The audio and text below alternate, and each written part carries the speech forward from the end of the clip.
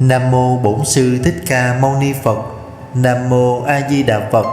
Xin kính chào quý Phật tử và các bạn hữu duyên. Giữa những bộn bề của cuộc sống này, giữa những lo toan, phiền muộn và những nỗi đau không thể tránh khỏi, có khi nào bạn tự hỏi rằng làm thế nào để tìm thấy bình an giữa khổ đau? Chúng ta ai cũng mong muốn có một cuộc đời an vui, hạnh phúc. Nhưng cuộc sống này luôn chứa đựng những thử thách, những nỗi đau, những giọt nước mắt và những lần gục ngã. Đức Phật từng dạy rằng đời là bể khổ, sinh, lão, bệnh, tử, ái biệt ly khổ, yêu thương mà phải chia lìa, oán tán hội khổ, ghét nhau mà phải gặp nhau, cầu bất đắc khổ, mong cầu không được, ngủ ấm xí thịnh khổ, thân tâm rối loạn. Tất cả đều là những hình thức khổ đau mà không ai trong chúng ta có thể tránh khỏi. Giữa dòng đời như sóng cả, đau thương phủ lối ta đi. Nhưng giữa bão giông, xin đừng lạc lối, vẫn còn ánh sáng, vẫn còn niềm tin. Điều quan trọng không phải là ta có thể tránh được khổ đau hay không, mà là cách ta đối diện với nó. Khi biết chấp nhận sự thật rằng khổ đau là một phần tất yếu của cuộc sống này, ta sẽ không còn hoảng sợ, không còn oán trách, mà thay vào đó là lòng can đảm và sự bình thản để đối mặt. Bão tố có thể nổi lên, nhưng lòng ta phải vững như đá vàng. Giữa sóng gió cuộc đời, hãy giữ lấy ánh sáng từ bi. Để có được bình an giữa khổ đau, trước hết ta phải học cách chấp nhận. Chấp nhận rằng khổ đau là một phần tự nhiên của cuộc sống này, là điều không thể tránh khỏi. Khi ta ngừng chống cự, ngừng phủ nhận, ta sẽ thấy lòng nhẹ nhàng hơn. Khi đối diện với khổ đau, hãy học cách giữ tâm mình như mặt hồ yên tĩnh, không bị xao động bởi những con sóng đời. Dù bên ngoài có ồn ào, lòng vẫn an nhiên, vững vàng như ngọn núi. Khi ta chánh niệm, ta không bị cuốn theo những vọng tưởng, những lo lắng và sợ hãi. Mỗi khi tâm xao động, hãy trở về với hơi thở, với từng bước chân, để thấy lòng mình nhẹ nhàng như mây bay. Phần lớn khổ đau đến từ sự bám chấp vào cái tôi, vào những gì ta cho là của mình. Khi ta biết buông bỏ, lòng sẽ tự nhiên thanh thản và bình an. Đôi khi khổ đau lại là cơ hội để ta học được lòng kiên nhẫn, lòng từ bi và sự bao dung. Nhờ khổ đau, ta mới biết quý trọng những khoảnh khắc yên bình, những niềm vui giản dị của cuộc sống này. Giữa cơn mưa mới thấy yêu ánh nắng, giữa đêm đen mới thấy quý ánh trăng, giữa khổ đau mới hiểu lòng bao dung, giữa mất mát mới biết yêu đời này. Khi tâm rối bời, khi khổ đau phủ kín, hãy nhắm mắt lại, buông bỏ mọi suy nghĩ và thành tâm niệm Nam Mô A Di Đà Phật. Câu niệm Phật như một tiếng chuông tỉnh thức, đưa ta trở về với sự bình an và thanh tịnh.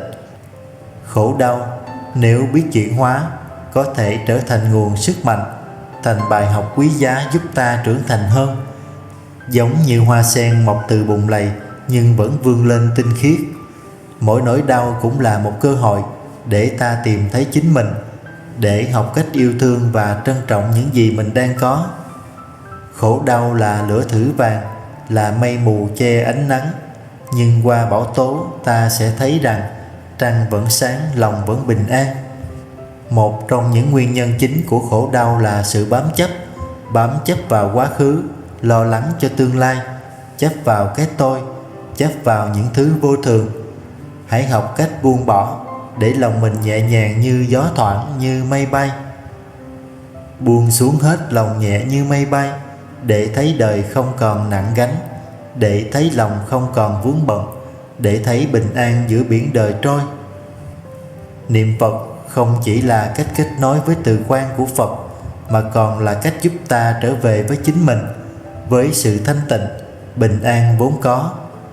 Mỗi lần ta niệm A Di Đà Phật, ta như bước qua một cánh cửa, rời xa khổ đau để trở về với niềm an lạc. Mỗi câu Phật hiệu mỗi lần an vui, gột rửa mọi phiền não trong lòng, để thấy đời như giọt sương trên lá, để thấy lòng nhẹ như cánh nhạn bay. Trong cuộc sống đầy biến động, Con người thường tìm kiếm sự bình an nơi bên ngoài, trong tiền tài, danh vọng hay những mối quan hệ xã hội. Nhưng bình an thật sự không đến từ thế giới bên ngoài, mà là từ trong tâm. Một trong những phương pháp giúp tâm được an tịnh, vượt qua khổ đau và lo lắng, đó chính là niệm Phật.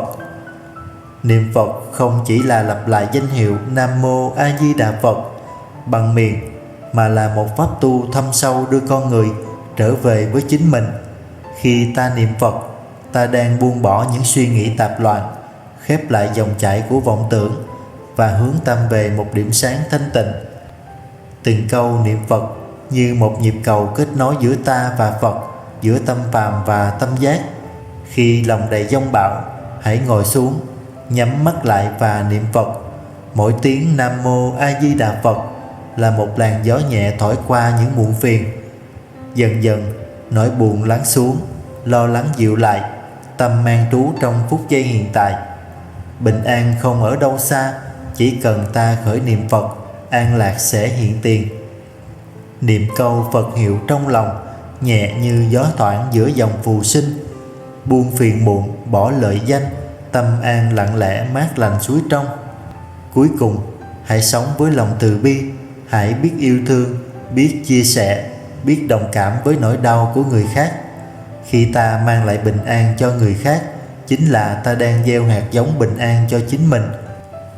Trong thế giới đầy cạnh tranh và hơn thua, lòng từ bi như ngọn đèn sáng giữa đêm tối, mang lại hơi ấm cho chính ta và cho người.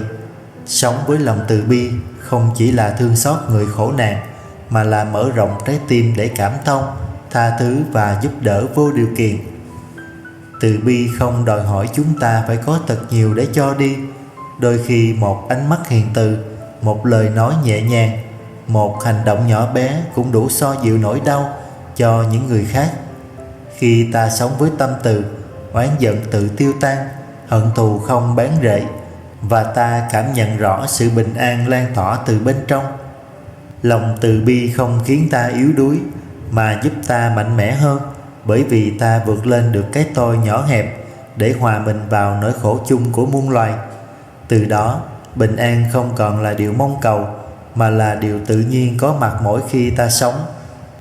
Sống với lòng từ bi là gieo hạt an lạc cho đời, và chính ta là người đầu tiên được gặt hái hoa trái ấy. Từ bi là ánh trăng ngà chiếu soi nhân thế, xóa nhòa khổ đau, cho đi chẳng đợi mai sau, tâm yên lòng nhẹ đạo màu thấm sâu. Cuộc đời này dù dài hay ngắn, cuối cùng cũng chỉ là một hành trình ngắn ngủi giữa hai đầu sinh tử. Hãy học cách buông bỏ, học cách chuyển hóa khổ đau, học cách sống bình an giữa những dông bão cuộc đời, để khi rời xa cõi tạm này, ta có thể mỉm cười mà không hối tiếc. Giữa đời này xin giữ lòng bình an, để không tiếc nuối khi ngày cuối đến, để khi bước qua cánh cửa sinh tử, lòng nhẹ như gió, thanh thản như mây. Xin chân thành cảm ơn quý vị và các bạn đã cùng tôi trải qua những phút giây lắng động, sâu lắng của bài giảng hôm nay. Nếu thấy bài giảng này mang lại chút bình yên, chút ánh sáng cho tâm hồn, xin hãy chia sẻ để những người khác cùng được lắng nghe, được an ủi và được vững tâm trên hành trình tu tập. Nam Mô A Di Đà Phật.